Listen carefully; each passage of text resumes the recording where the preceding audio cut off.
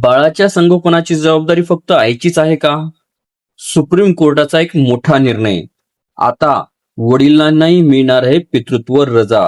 नमस्कार मित्रांनो, आज आपण एक अत्यंत महत्वाचा आणि समाज बदलणारा निर्णय हा पाहणार आहोत, जिथे सर्वोच्च न्यायालयाने पितृत्व रजेवर मोठे निरीक्षण हे नोंदवलं आहे.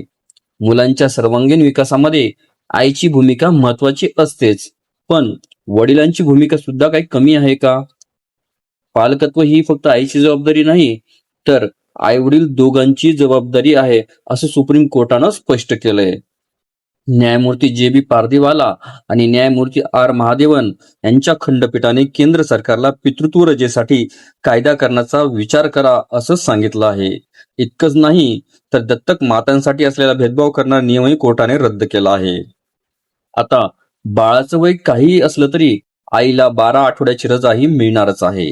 हा निर्णय का महत्वाचा आहे, तर वडिलांचा मुलाशी भावनिक संबंध मजबूत होईल, आईला मानसिक आधार मिळेल, समाजातील फक्त आई जबाबदार ही मानसिकता बदलेल आणि कामाच्या ठिकाणी लिंग समानताही वाढेल. सुप्रीम कोर्टानं स्पष्टच जरा सांगितलं की पितृत्व रजा हा एक सामाजिक सुरक्षा हक्क असायला हवा.